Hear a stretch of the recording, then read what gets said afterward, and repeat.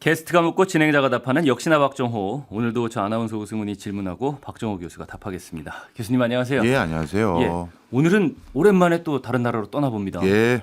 일본인데 맞습니다. 일본에서 가업 승계가 어려운 기업들이 문제가 되고 있다. 오히려 우리나라에는 그게 기회가 될 수 있다. 이런 말씀을 해주신다고요? 네, 맞습니다. 가업 승계 기업이라는 게 뭐예요? 예, 이게 간단합니다.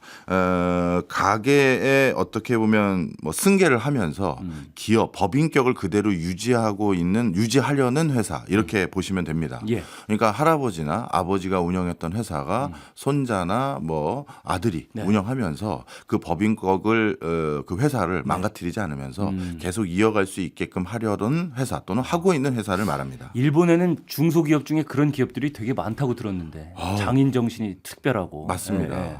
정말 어마어마해요. 예. 그런데 뭐 일단 어느 정도로 어마어마한지를 한번 말씀드려 볼까요? 예. 일본은 대를 이어서 계속해서 사업을 이어가는 장수기업이라고 하죠. 네. 이런 장수기업들이 정말 많습니다. 어느 정도 많으냐 하면요. 창업한 지 100년 이상 된 기업들이 일본에는 3만 3천 개 정도 되는데요.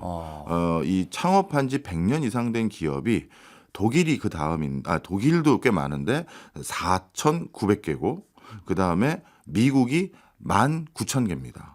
그러니 일본이 압도적이네요. 압도적으로 많죠. 두세 배 뭐 이렇게 많네요. 네. 그리고 일본은요. 예. 저도 이 숫자가 의심스러웠었는데 네. 정말 찾아보니까 맞더라고요. 1,000년 이상 된 기업이 19개 있습니다. 그때는 산업화도 안 됐을 때인 거 아니에요? 그렇죠. 10년 이상 됐다. 그러니까 가족 기업인 거죠. 아. 네. 근데 그 기술이 지금까지 이어져서 그게 기업으로 이어질 수 있다라는 게 되게 신기하기도 하네요. 네, 그 대표적으로 일본에서 1,000년 이상 된 기업들 중에 네. 가장 오래된 기업으로 인정받고 있는 회사는 네네. 어떻게 보면 목재 건자재를 만드는 회사입니다. 네. 그러니까 옛날에 그럴만하네요. 사찰이나 집에 목재로 집 올릴 때 네. 건자재를 목재로 만든 회사인데 네. 그거는 아직까지도 필요하고 그 기술이 뭔가 새로운 신기술로 대체되기가 어렵겠죠. 예. 바로 그런 부분들의 명맥을 계속 이어오는데요. 뭐 이미 화두를 던져 주셨으니까 네. 아마 많은 분들이 궁금해하실 것 같아서 네. 그 부분에서 좀 말씀을 드려보면 아니 도대체 일본은 1,000년 이상 된 회사도 있고 네. 100년 이상 된 회사도 이렇게 많은 이유가 남다른 이유가 있느냐 했었을 때 네. 이게 아주 독특하게요. 중앙 집권화가 늦게 된 국가인 경우에 네. 이렇게 장수 기업들이 많습니다. 어. 대표적으로 독일도 예전에 절대 왕정 국가가 사실 가장 늦게 시작했다라고 해도 과언이 아니거든요. 유럽 쪽에서는 늦은 편에 속하죠. 그렇죠. 그리고 일본도 뭐 우리가 저기 가끔 드라마나 영화에서 보는 도쿠가와 이에야스나 오다 노부나가나 이런 진짜 전국을 제패한 이런 왕이 나오는 데까지 영주가 나오는 데까지 꽤 오래 걸렸잖아요. 네. 그러다 보니까 무슨 일이 생겼냐면 소규모 지역을 지배하는 영주들만 있었던 시기가 네. 몇 세기에 걸쳐서 계속되고 그런 기간이 또 누가 전국을 제패한 것처럼 보였다가 또 다시 그렇게 분권화되고 하니까 네. 어떻게 됐느냐. 영주가 자기 영지 안에서 가게를 운영하거나 회사를 운영하는 사람들을 타 지역으로 이사 가거나 진출하는 걸 막았던 거예요. 아, 우리 지역 안에 있는 목재를 생산하는 저 집이 이사 가면 그렇죠. 목재가 이제 생산이 안 되겠구나 뭐 이런. 맞습니다. 네. 그러다 보니까 어떻게 보면 자꾸 다른 데 가서 뭐 해볼까 이런 사람이 호기심도 있는 거고요. 예. 또 한 3대째 내려가면 딴 생각 먹는 후손들도 있는 거잖아요. 아, 난 목재 재미없어요. 나 다른 동네 가서 나는 무슨 영화 산업 해볼 겁니다. 뭐 이런 얘기를 해볼 수도 있을 텐데 예. 그게 못하도록 막힌 이런 구조적인 사회 구조가 많은데 이런 데들이 이렇게 100년 이상 된 기업, 500년 이상 된 기업 이런 데가 많더라고요. 그렇군요. 1,000년 이상 된 건 진짜 그렇죠. 신기하네요. 예. 그리고 또 하나가 더 있어요. 예. 원래 사업을 하다가 네. 경기가 안 좋거나 요즘은 내 물건 찾는 사람들이 없네 하면 사업을 접습니다. 대부분. 그런데 일본은 예. 어떤 문화가 또 독일하고는 약간 다르냐 하면 굉장히 장기적인 플랜 아래 1, 2년 안에 물건 안 팔려도 우리가 어떻게든 이거는 감내하면서 버티면서 10년 뒤에 15년 뒤에 올 또는 50년 뒤에 올 초대박을 기다리자. 이런 마인드로 계속 대를 이어가면서 그 물건을 더 정교하게 만드는 방법 그리고 더 잘 만드는 방법을 연구해요. 네. 그리고 안 팔리는데도 계속 공정을 해서 그 재고를 어딘가 잘 쌓아놓습니다. 근데 사실은 그런 사람들은 초대박을 기대하지도 않잖아요. 대부분의 그런데 경우에. 일본에서는 그 초대박에 대한 기대감이 있기 때문에 있어요. 이게 신기하네. 계속 이어지는 게 이 장인 정신이랑은 조금 다른 느낌의 생각일 수도 있을 것 같은데 그런 생각도 저는 있군요. 그 장인 정신이 예. 유지되는데 결국 경제적 인센티브도 필요할 거 아닙니까? 예. 그게 좀 동기가 됐을 거라고 봐요. 저는. 네네, 예. 예. 근데 왜 그러면 그 초대박을 기대하는 문화가 일본에선 또 독일이나 다른 나라와 달리 남다르게 또 생겼느냐? 예. 지진이 간혹 나거든요. 대지진이. 네. 그러니 우리 목재 사다가 이제 100년, 200년, 300년 그 집에서 잘 먹고 잘 살 사람들, 사찰들 다 있지만 하루아침에 또 무너져 내리거든요. 네. 그래서 잔뜩 쌓아놓은 게 한 번에도 다 팔리는 거예요. 예를 들어서 예. 목재뿐만 아니라면 집기구 같은 그렇죠. 경우도 다 마찬가지겠죠. 그릇 다 깨졌다라더라 뭐 이렇게 하면서 그럼요. 사실 도기도 계속 쓸 수 있는 거잖아요. 안 깨지면. 네, 맞습니다. 바로 그런 이유들이 있다 보니까 야 때는 와 그냥 계속 만들어서 네. 어디다 잘 재고로 관리만 해놔. 그럼 반드시 기회는 온다라는 그 이상한 믿음들이 저는 일본 내에서는 그런 걸로 보여지고요. 실제 일본의 그 중소기업들 또 중견기업들 중에서 연식이 오래된 그러니까 업력이 오래된 회사들을 가보면 그 회사 한 켠에 그 신사가 조그맣게 있어요. 네네. 기도를 드리는 거예요. 예, 많이 있죠. 예. 일본에는. 그러면서 뭔가 이게 종교적인 맥락으로도 계속 이어지면서 되는 여러 가지 또 다른 면으로 해석될 것도 많이 있지만 네. 하여튼 이런 일본만의 독특한 문화들이 또 이렇게 자리매김한 것도 있고요. 예. 그거 말고도 와 문화라고 해서 각자 자기 일 열심히 합시다. 우린 공동체잖아요 하면서 다른 사람들이 하는 사업 저거 돈 벌었다는데 우리도 저거 해볼까? 이런 게 아니라 우리 집은 목재하는 집이고 저쪽 집은 기와 만드는 집이고 예. 저쪽 집은 도예가 집안이야. 이래 각자의 자신의 사회에서 부여받은 공동체에서 부여받은 역할들이 있다. 네. 이런 문화들도 있고 뭐 여러 가지 해석들이 있어요. 그러니까 중앙 집권화가 늦을수록 뭐 창업 후에 굉장히 오래된 기업들이 많다라고 말씀해 주셨고 네. 문화적인 면도 있고 어쨌든 여러 가지가 복합적으로 작용해서 일본에는 가업을 승계해서 굉장히 오랫동안 지속되는 기업들이 있는데 예. 굉장히 많은데 예. 그런 승계가 어려운 문제가 발생하고 있다. 구체적으로 맞습니다. 어떤 문제들이 발생하고 있는 건가요? 2025년에 일본 정부에서 발표한 자료에 따르면요. 예. 일본의 경영자 중에서 70세 이상인 중소기업 CEO가 245만 명에 달합니다. 네. 그러니까 엄청난 숫자고요. 그 중에 노화됐다는 거죠 기업 그렇죠. 자체가. 예. 그러니까 회사를 설립하거나 가업을 계속해서 물려받아서 이제 마지막 경영자로 남아 계신 분이 70세 이상인 분이 245만 개 회사인데 네. 그 중에 절반인 127만 개 회사가 네. 후계자를 못 찾았어요. 아하. 그래서 폐업 위기에 직면하고 있는 상황입니다. 근데 이거는 뭐 중요하진 않은 문제인데 네. 규모의 평균 정도는 어떻게 돼요? 이런 기업들의 예. 말씀하신. 일본이 이것도 조사를 했습니다. 네. 만약에 이들 기업들이 정말 폐업을 한다면 어떤 일이 생기느냐. 네. 그게 이제 규모를 볼 수가 있는 거잖아요. 네. 이들 127만 개 회사들이 결국 후계자를 못 찾아서 경영자가 부재해서 폐업을 하게 되면 일본의 고용이 650만 명의 고용이 사라지고요. 예. 일본 GDP에서 198조 원으로 계산한 겁니다. 예. 제가 198조 원 정도의 손실이 유발될 수 있다가 직접적인 피해로 예상되는 거고요. 예. 그런데 이들 기업들 중에서는 전 세계에서 이들 기업만 만들 수 있는 독특한 물건을 만들어내는 네. 소부장 대표 기업들이 있어요. 예. 그래서 그 기업에서 무슨 염료를 만들어 줘야 된다라든가 뭐 나사 미국 나사입니다. 우주항공청 거기에서 그 우주발사체라든가 인공위성 만들 때 마지막 조이는 그 나사 있잖아요. 네.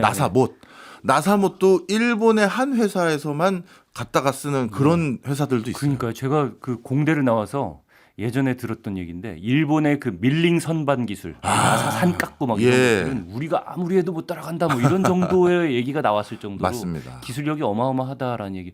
볼펜 안에 들어있는 그 볼, 볼. 예, 볼 그 정교하게 동그랗게 만드는 게 정말 어려운데 그럼요. 일본 기술을 따라가기 위해서 우리나라 기업이 엄청 노력을 했는데 쉽지 않았다 뭐 이런 얘기도 들었어요. 맞습니다. 그런 일본 기술들 어떻게 보면 몰래 빼오고 뭐 이런 것들 우리가 얘기하면요. 예. 저 손에 잡히는 경제 1년 해도 모자랄 정도예요. 아무튼 그 경제적 규모로도 굉장히 크고 예. 근데 제가 궁금한 건 그런 기업들이 네. 평균적으로 한 직원을 몇 명 정도 가지고 있는 너무 회사인가? 편차가 의외로 커요. 아 그래요. 근데 왜냐하면 네. 그 직원이 많고 큰 기업이면 그냥 다른 사람들이 인수를 하거나 네. 아니면은 아 여기는 내가 좀 경영을 해볼 만해라고 도전하는 CEO들도 있을 것 같은데. 네. 근데 규모가 너무 작으면 그 굳이 저거를 내가 인수를 하거나 뭐 도전할 필요가 있어 하는 생각이 들 것 같기도 하고 네. 해서 여쭤보는 겁니다. 예, 중요한 말씀 해주셨습니다. 네. 이게 몇 가지로 해석이 돼요. 모든 걸 다 일반화할 수는 없습니다만 네. 일단 가장 대표적으로 이런 회사들이 일반 직원들 중에서 누군가를 발탁해서 경영자로 올리는 것도 당연히 시도합니다. 예. 일본의 기업 문화는 종업원과 뭐 사장님과 그 뭐 종업원 이런 관계가 아니라 크루라고 해야 될까요?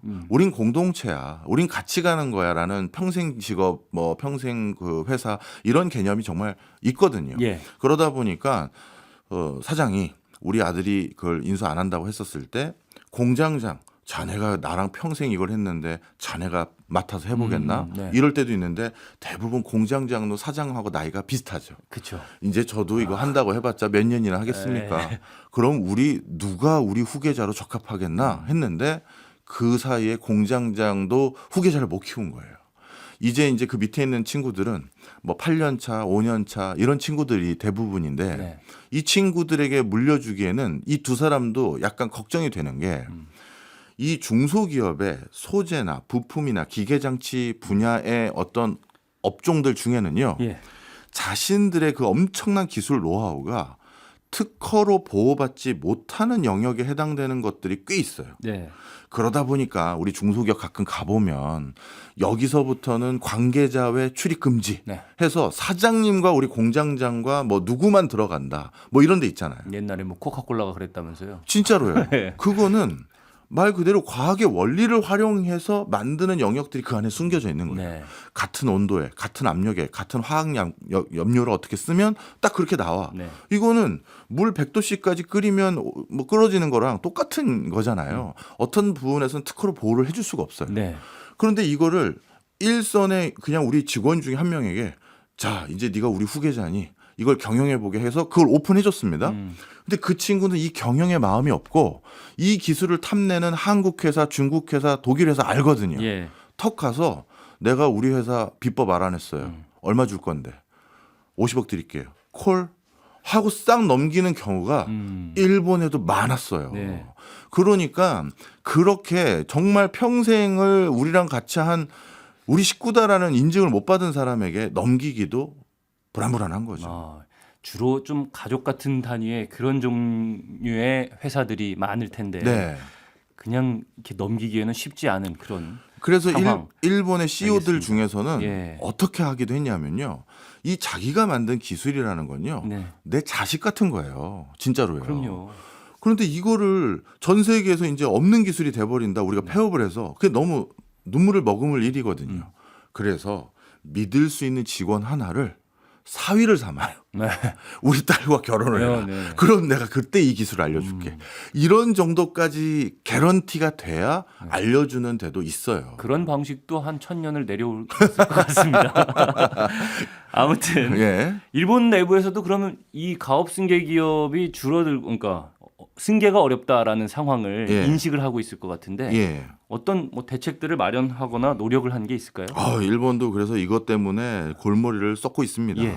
일단 일본의 가업승계 기업의 한 55%가 친족 내 승계를 희망하고요. 친족. 네. 예. 그래서 그리고 그렇게 해왔고요. 친족 외 승계, 임직원이나 공장장이나 이런 사람에게 승계한 게 19%, 예. M&A를 통한 외부 승계가 16%였는데 그런데 좀 승계를 좀 원활하게 할 수 있게끔 어차피 원하는 게 그럼 가족 내 승계가 많았구나. 네. 이런 걸 확인을 해서 일단 자식들이 이걸 물려받기를 희망하도록 이제 한 게 역시 절세 혜택입니다. 예.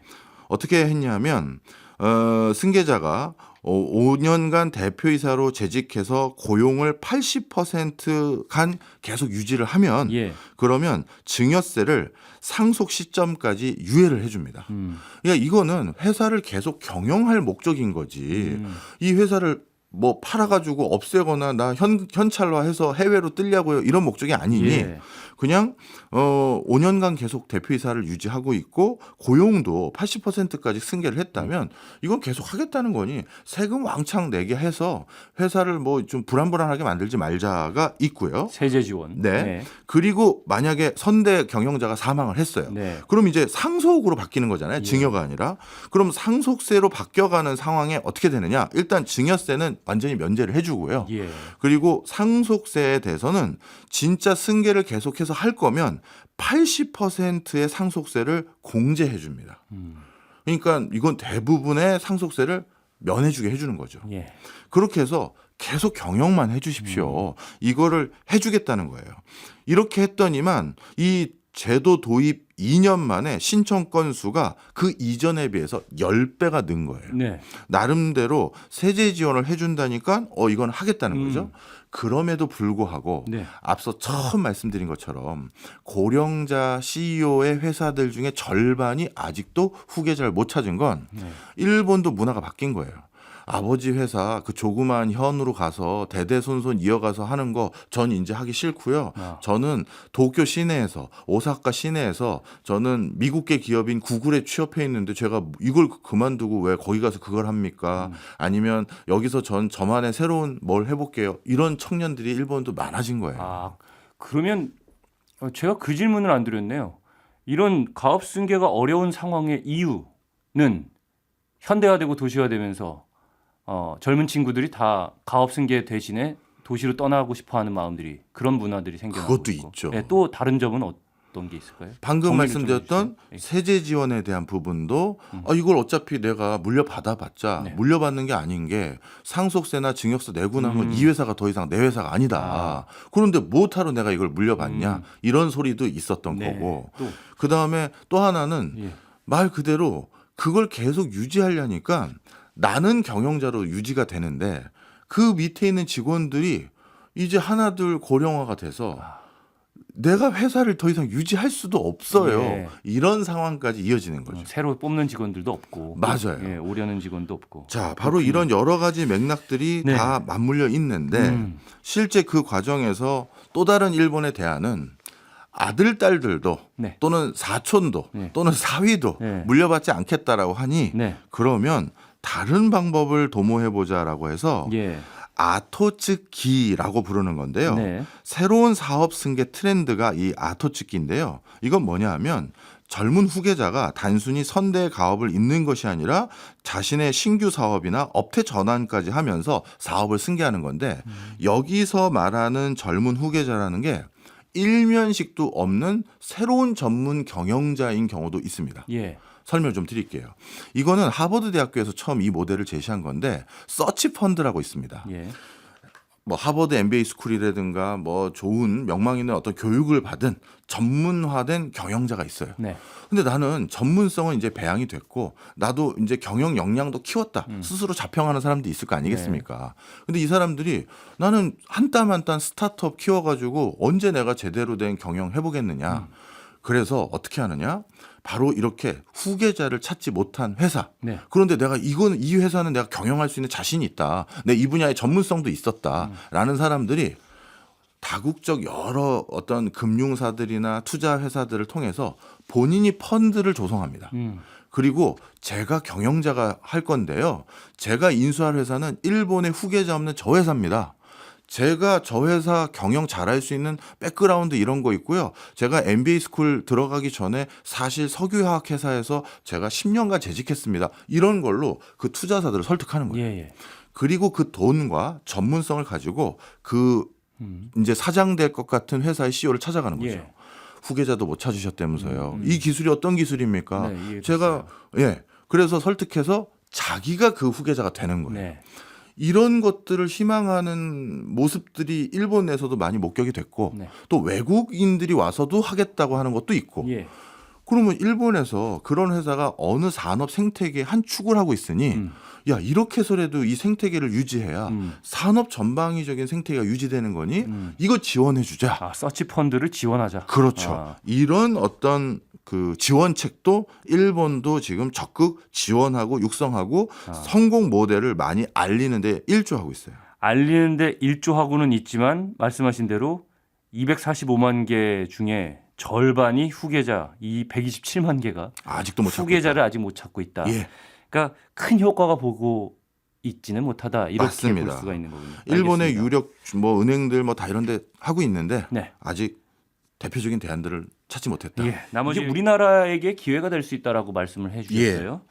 근데 우리나라가 일본의 가업 승계 기업을 승계해서 네. 뭐 인수를 한다거나 네. 이런 방식으로 성공한 사례 같은 게 혹시 있어요?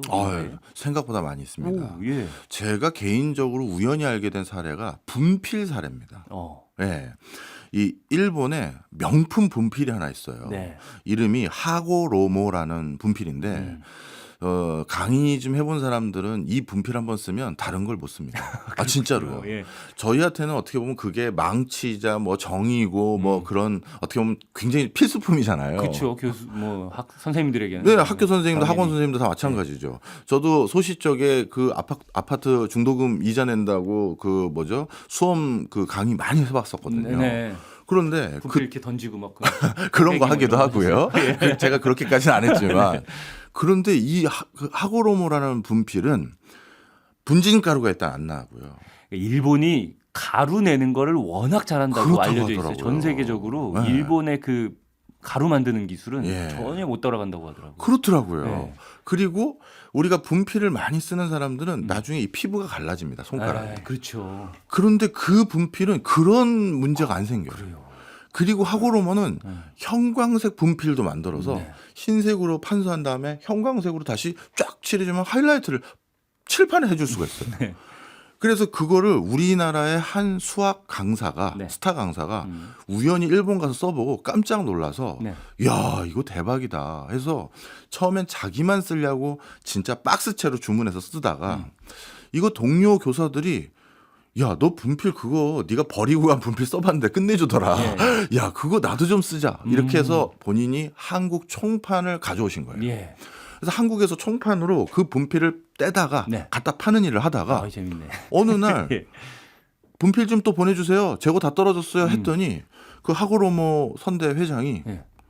이거 미안한데 내가 이제 큰 병에 걸려서 오. 회사 문을 닫아야 될 상황이 됐다. 예.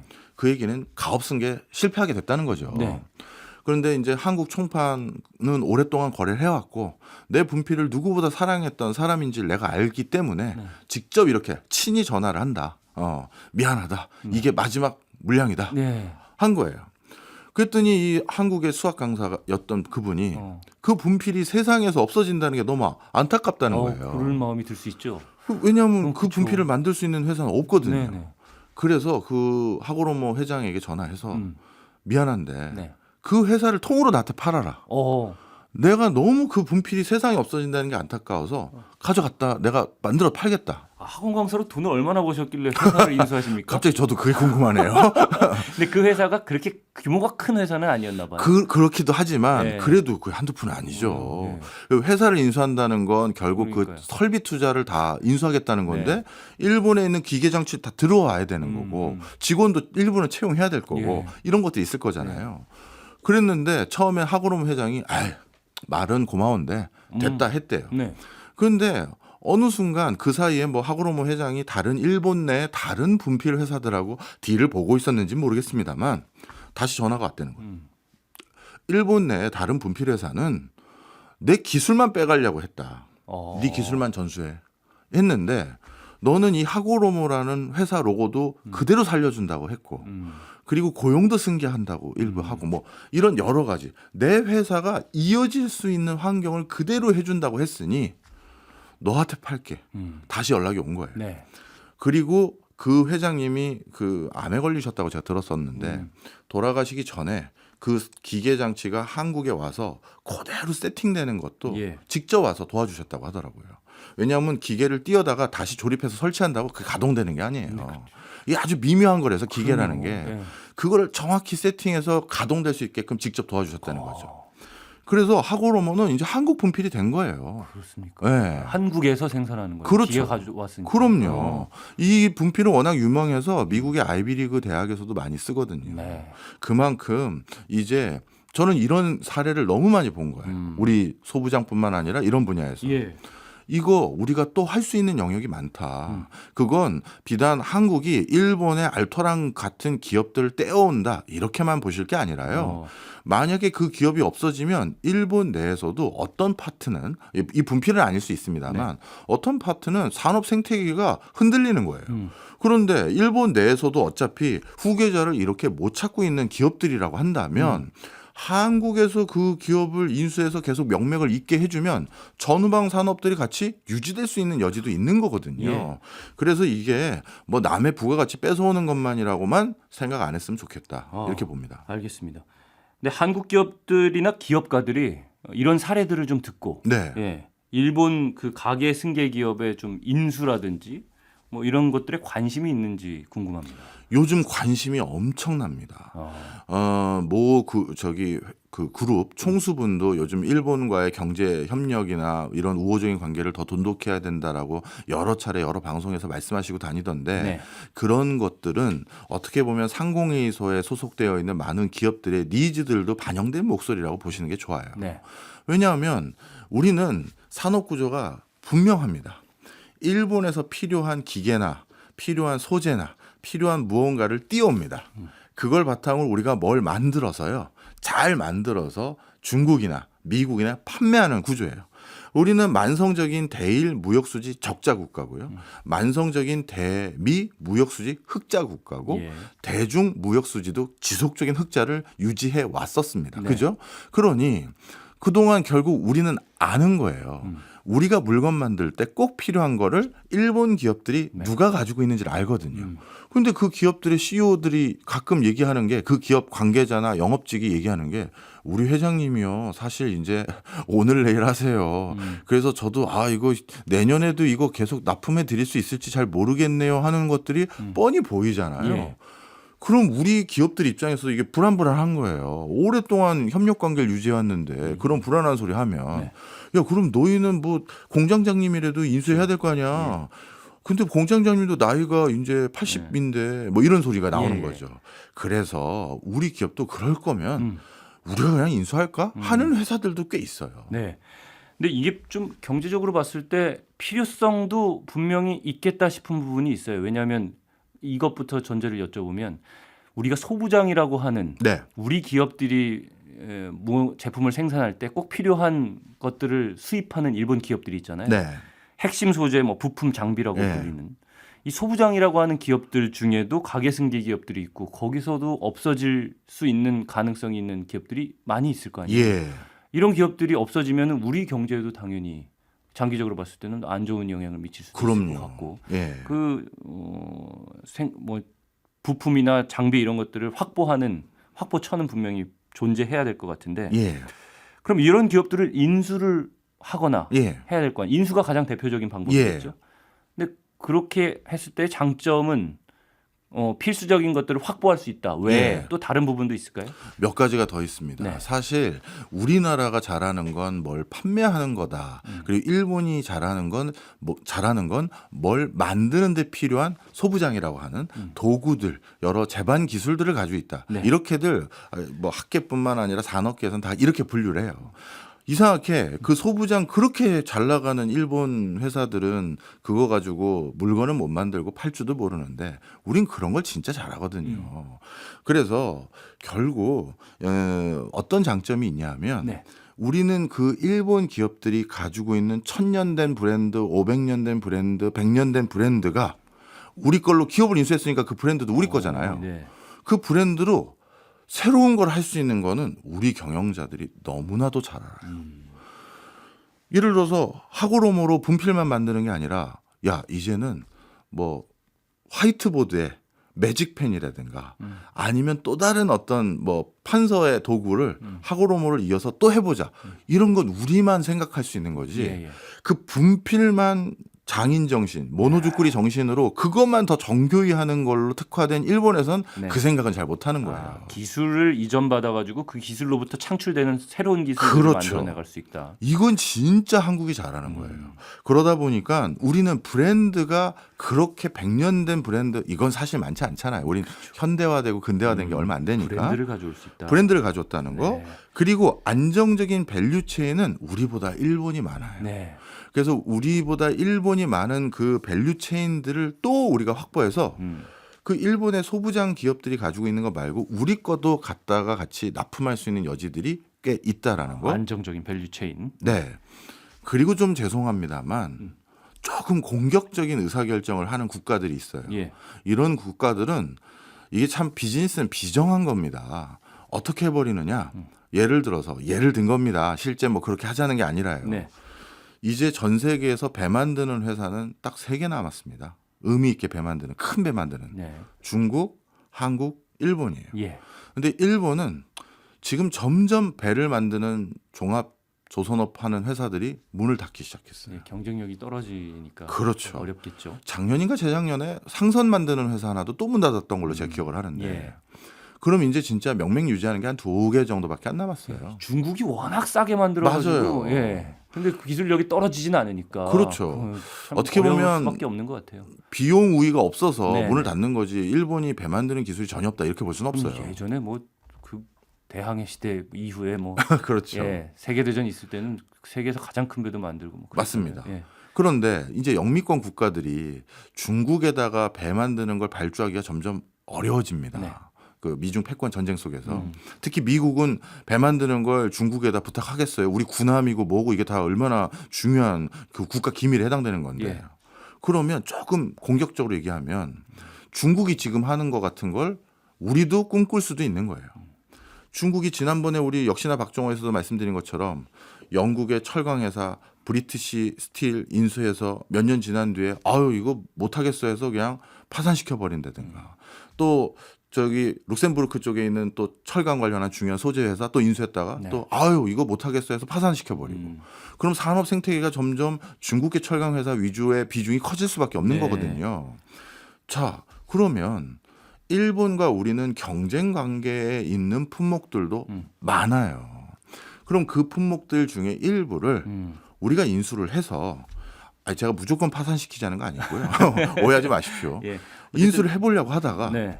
잘 안 됐다. 그러면 뭐 파산이 될 수도 있겠지만 그러면 그 후광은 우리 기업들에게 더 유리해지는 면도 있어요. 그러니까 잘 되면 어쨌든 그것도 우리 기업이고 자국 유리하고 기반 산업에는 잘 우리 안 돼도 예. 우리에게 이점이 있다는 예, 거고요. 어쨌든 독점까지는 아니더라도 네. 우리가 세계에서 그 산업에 대해서는 굉장한 지배력을 가질 수 있는 산업으로 키워낼 수 있다. 맞습니다. 알겠습니다. 요거 하나만 더 말씀드리면 제가 지금 열거한 회사들의 공통점을 한번 찾아보세요. 네.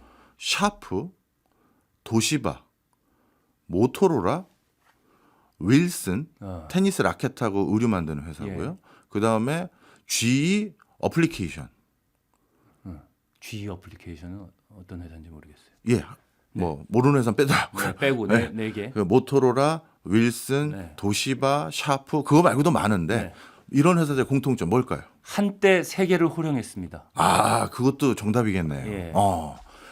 정확히 말씀드리면 예. 전부 중국 회사입니다.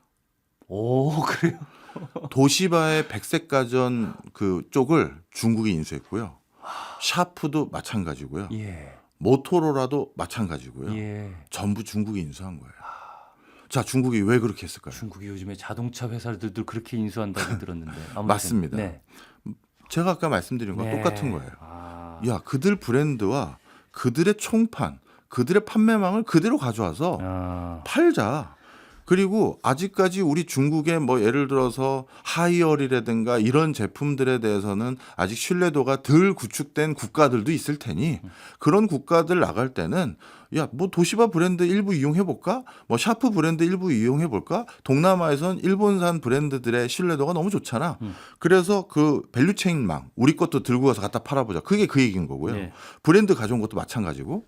그런데 도시바 인수했는데 도시바 백색 가전이 옛날만 못하다. 에이, 어쩔 수 없다. 접자 해도 그 유통망은 중국계 기업이 다시 활용할 수 있는 거거든요. 예. 예. 그러니까 한 산업의 지배력을 키움으로 인해서 세계에 그렇죠. 큰 영향력을 발휘할 수 있다라는 장점을 말씀해 주셨어요. 예, 그러니 우리가 어떤 일본 기업의 빈틈이 생겼을 때 인수를 안 하면 네. 그건 또 누가 인수해 간다? 결국 중국일 가능성도 높은 거예요. 알겠습니다. 중국 견제를 위해서도 그럼요. 예, 필요하다는 말씀이시고요. 근데 이게 장점을 지금까지 쭉 나열해 주셨고 좀 긍정적인 부분을 말씀해 주셨습니다. 네. 근데 사실은 일본 기업을 우리가 인수하거나 했을 때 예, 부정적으로 떠오르는 단점들이 좀 있어요. 예. 뭐 어려운 점이라든지. 예. 예. 그러니까 뭐 인수 후에 통합, 문화적 충돌 같은 것도 분명히 있을 것 같고요. 그래서 우리나라가 일본 기업을 인수했을 때 일본의 우리나라 청년들이라든지 이제 고용된 직원들이 일본에 또 가서 살아야 되는 경우도 있을 수 있고. 네, 그러니까 뭐 그런 부분을 제가 문화적인 충돌이라고 그냥 통칭을 해보겠습니다. 네. 이런 부분에 대한 문제점은 어떻게 해결될 수 있을까요? 저는 이제 뭐 어떤 분필 회사를 예를 들면서 성공 사례 그리고 잘 됐을 때 기대할 수 있는 시너지들을 좀 말씀드렸지만 예. 사실 일본도 바보가 아니죠. 얘네들이 우리 산업 생태계가 국내에 있는 거를 떠가려고 한다라든가 이러다가 한국 기업들이 우리의 중요한 산업 거점 기업들을 존망을 그들이 결정하는 상황이 되면 네. 일본도 당연히 이걸 희망하지는 않지 않겠습니까? 네. 그러다 보니까 일본은 어떻게끔 되도록 유도하려고 하냐면요. 예. 돈만 들어오고 네. 그리고 그 일본 기업이 일본 내에서 그 돈과 또 그 신규 인력으로 유지가 되면서 이 기술, 이 회사, 이 브랜드가 일본 바깥으로 못 빠져나가게끔 네. 어떻게든 락을 걸려고 할 거예요. 예. 그래서 그거에 대한 엄청난 수싸움을 해야 됩니다. 뭐 진짜 설린 우호적인 관계가 구축되는 경우면 뭐 좋겠지만 때로는 제로섬 게임에 해당되는 것들도 있을 거예요. 예. 그래서 우리 투자 자금들이 일본에 들어갔다가 다시 못 나올 수 있는 그런 우려들이 없는지 또 검토를 많이 해야 되고요. 네.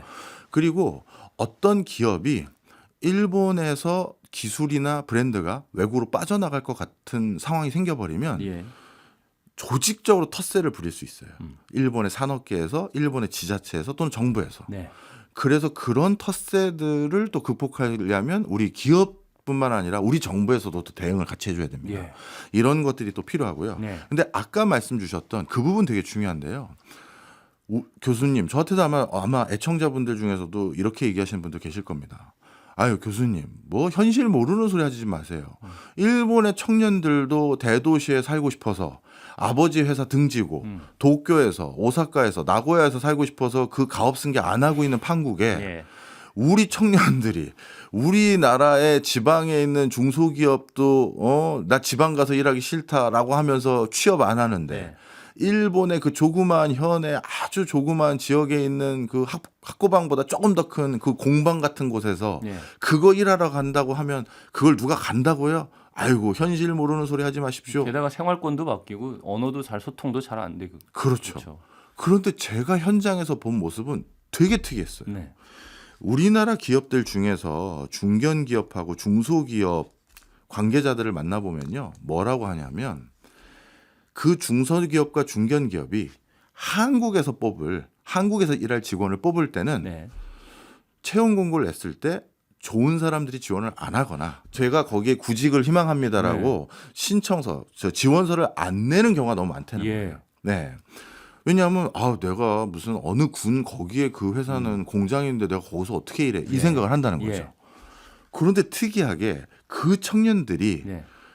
우리 중소기업의 인도 법인에서 일할 사람을 채용한다든가 일본에서 일할 걸 채용한다고 하면 지원을 한다는 거예요. 오히려 지원이 더 많아요. 네. 해외에서 생활하는 경험을 쌓고 있어요. 그렇죠. 야, 나 해외에서 일하는데 이 생각을 한다는 거예요. 그리고 조그마한 지역이라도 그게 뭐 호기심 어려서 그런 건지 네. 이국적인 풍경 때문인지 아니면 해외에서 일한다는 뭐 남다른 또 감수성을 희망하는 사람들이 있어서 그런지 모르겠습니다만 예. 외롭고 고독하고 뭐 그렇듯 힘들다. 이것도 몇 년 지나면 있겠죠. 사람에 따라서. 그런데 일단 저 거기 가보고 싶습니다. 저 거기서 일해보고 싶습니다가 의외로 해외 파트는 지원자가 많다는 거예요. 예. 제가 그런 것들을 현장에서 듣고 더 자신감이 생긴 거죠. 네. 네. 그러면 어쨌든 교수님께서 말씀하신 대로 우리에게 기회가 될 수 있다라고 말씀을 해주셨으니까 네. 그러면 이거를 추진한다고 했을 때 그 네. 기회를 잡고 싶은 분들이 네. 어떤 방식으로 해야 될까? 우리 그 정부는 또 어떻게 대응해서 나가야 될까? 이런 부분은 또 궁금해집니다. 네. 우리에게 가치가 있는 기업이라고 하면 그들에게도 가치가 있겠죠. 네. 그러면 그 기술이나 그 브랜드 또 그 회사의 업력을 만든 그 CEO는 그 회사에 대해서 얼마나 큰 애정을 더 많이 가지고 그럼요. 있겠습니까? 예. 자신의 피와 땀을 그냥 쏟아 부은 건데요.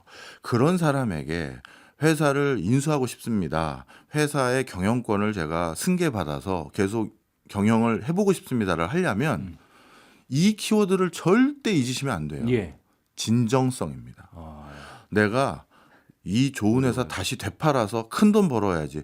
인수했다 또 되파는 회사들 많이 있잖아요. 네. 사모펀드나 이런 데는. 예. 그런 게 아니라 아까 분필회사 그 CEO 사례처럼 야, 이 친구는 내 기술을 정말 인정해 주는 사람인데 내 기술의 진가를 아는 사람인데 이랬을 때만 마음을 열고 인수 금액도 깎아주고 직접 와서 길게도 설계 운영도 해주고 기계 돌아가는 것까지 보고 가셨다는 거잖아요.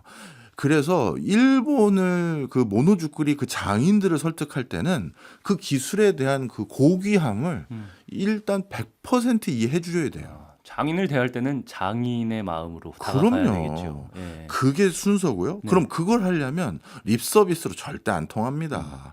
시간이 걸려요. 네.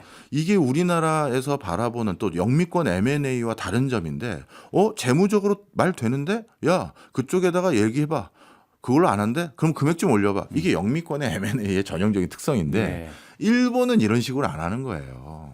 그래서 그 기술에 대한 이해도, 진정성, 그리고 그 신뢰를 구축하는 시간이 걸린다. 네. 지금도 늦지 않았습니다. 저는 사실 오늘 이 말씀드린 게 예. 제가 사실 우리 손경제로 기억하는데 6년 전, 7년 전에도 한 번 비슷한 얘기를 해드렸어요. 일본에 슬슬 후계자를 못 찾는 회사들이 생겨나기 시작했습니다. 우리에게 기회가 될 것 같다라고 얘기를 드렸었거든요. 예. 그런데 그 사이에 이렇게 반 이상 100만 개 이상의 기업이 후계자를 못 찾아서 폐업될 지경까지 온 거예요. 이분들 아직까지 조금 더 그 좀 CEO의 잔존 여명이 있으시거든요. 이때부터라도 관계 설정해서 한 땀 한 땀 접근해 보시기를 권해드리고 싶어요. 오늘은 일본의 가업 승계 기업에 대해서 관심 있으실 분들 권유를 하는 그런 시간이었군요. 네. 알겠습니다. 오늘 여기서 마치고요. 오늘 저는 새로운 내용을 너무 많이 알게 돼가지고 예. 제가 오히려 너무 문외한이었는데 새로운 정보와 그런 내용들을 알게 돼서 재밌었습니다. 아유, 예, 고맙습니다. 많은 분들이 그러셨을 거라고 생각합니다. 지금까지 저는 오승훈이었고요. 저는 그럼 또 다음 주에 재밌는 이야기로 찾아뵙도록 하겠습니다. 네, 고맙습니다. 네, 감사합니다.